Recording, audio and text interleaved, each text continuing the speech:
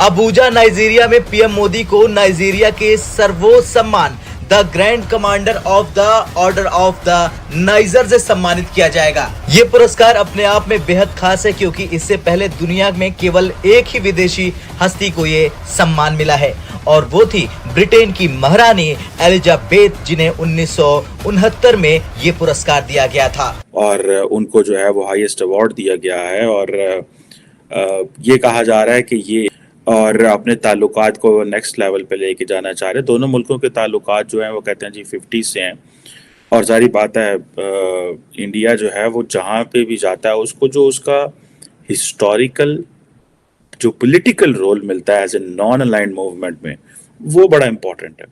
चीमा साहब, मोदी साहब निकले हैं। मोदी साहब बिल्कुल इस तरह लग रहा है जिस तरह प्रेसिडेंट शी को काउंटर कर रहे हैं और करना चाहिए मेरे ख्याल में। उसकी वजह यह है कि जो बाइडेन से तो प्रेसिडेंट शी काउंटर नहीं हुआ अपने 4 साल।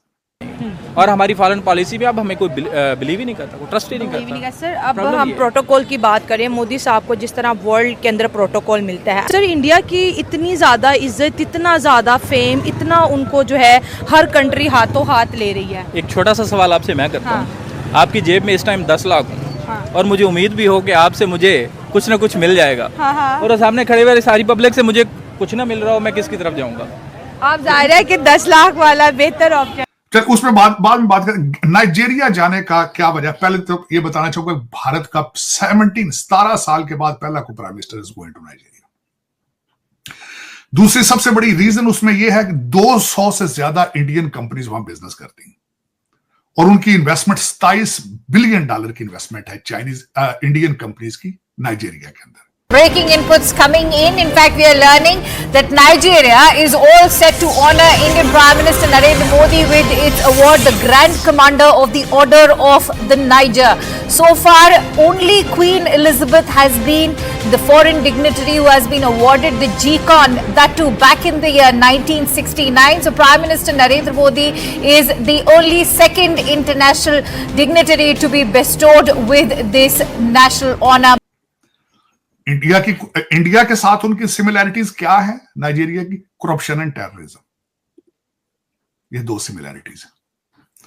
उसके बाद जो सबसे हैरानगी वाली बात है, 50,000 से ज्यादा Indian diaspora is living in Nigeria doing business. और 2000 जो वहां पेट्रोलियम प्रोडक्ट है और वो सारे इलीगल वो बेचते हैं, करप्शन में डीपली इन्वॉल्व। 2022 में $10 बिलियन का पेट्रोलियम प्रोडक्ट इंडिया ने इंपोर्ट की थी वहां से। इसकी जाने की वजह यह है, आपको पता है कि मैं जो समझता हूं कि नाइजीरिया जाने का मकसद मोदी साहब का एक ही है। 2-3 मकासद जो मैं डिस्कस करना चाहूंगा। अपने डायस्पोरा को सपोर्ट करना, अपने फाइनेंशियल सिस्टम को सपोर्ट करना, अपनी 200 कंपनियां इंडियन उनको सपोर्ट करना, और उसके बाद सबसे बड़ा जो उनका तीसरा सबसे बड़ा जो होगा, भारत इस वक्त डिफेंस प्रोडक्ट जो है वो अपनी वो अफ्रीकन कंट्रीज में बेच रहा है। जो रशिया ने एक गैप छोड़ा था, India is trying to fill it. तो वो अपने तेजस वहां बेचेंगे, पिनियाका सिस्टम अपना बेचेंगे जो आर्मीनिया और फ्रांस को भी बेच रहे हैं। तो ये सारे मकासद हाल करेंगे। और उसके बाद because he is a nationalist leader, he is a nationalist. मेरे ख्याल में लोगों को सीखने नेशनलिज्म का जो तालीम है वो मोदी साहब से लेनी चाहिए, जिसकी कई ममालिक को सख्त जरूरत है। Nations cannot survive without nationalism, जो मैं हमेशा ये कहता हूं। इस वक्त चीमा साहब, उसके बाद हम बात करते हैं कि एडमिनिस्ट्रेशन जो इस वक्त अमेरिका के अंदर क्या हो रहा है। हाँ, चले इसके साथ थोड़ा सा मैं ये भी बता दूं कि नाइजीरिया में मोदी साहब ये प्रमोट कर रहे हैं, अपना करेंगे चीजों को, भारत को प्रमोट करेंगे, भारतीय कंपनियों को, डायस्पोरा को प्रमोट करेंगे, डिफेंस प्रोजेक्ट बेचेंगे। आप क्या बेच रहे हैं? आपके कंट्री की सबसे बड़ी खबर ये आ गई है कि VPN जो है वो गैर इस्लामी है, क्योंकि लड़के जो हैं वो 2 करोड़ बंदा सुना है डेली बेस पे पोर्न देखता है VPN के जरिए, और गैर इस्लामी वो तो इंटरनेट से भी देखा जा रहा है, पोर्न तो इंटरनेट से। ये दिमाग ठीक ना हो चीमा साहब, तो VPN रुक जाएगा। आपकी सबसे बड़ी खबर यह है कि VPN सिस्टम बंद कर दिया गया। गैर शरी लफ्ज क्या, चले बहाना कर देते यार, VPN नाल इथे फेक न्यूज फिर रही, ठीक है। कोई इस्लाम को क्यों उसमें डाला आपने भाई? अच्छा, ये गैर इस्लामी है, VPN गैर इस्लामी, ठीक। दूसरे कौन से आप इस्लामी काम कर रहे हैं? अदालतें इंसाफ नहीं दे रही, वो इस्लामी?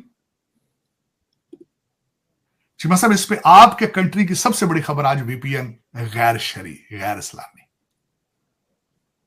अब जरा बैलेंस आपने खुद जरा कंपैरिजन कीजिएगा। मैं आपको, आपके देखने वालों को कंपैरिजन बताना चाहूंगा कि Tejas Pinaka system selling to Armenia, France and African countries, 50,000 diaspora, 27 billion की investment in Nigeria, and where you stand at VPN गैर शरी, गैर इस्लामी।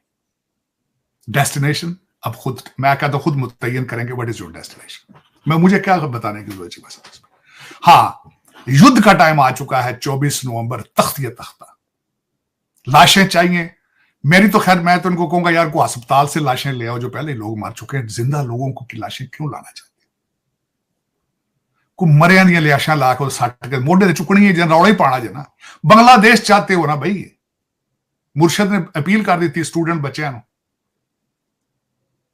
काश कासम भी आता तो लीड करता, उनकी यूथ मूवमेंट को लीड करता, काश। चले, उन्होंने अपील की है बच्चों से, उन्होंने कहा निकलो नहीं तो सारी जिंदगी गुलाम रहोगे, तुम्हारा कोई मुस्तकबिल नहीं है, निकलो बाहर। बच्चों को मुझे बांग्लादेश दिखाओ, बांग्लादेश दिखाओ।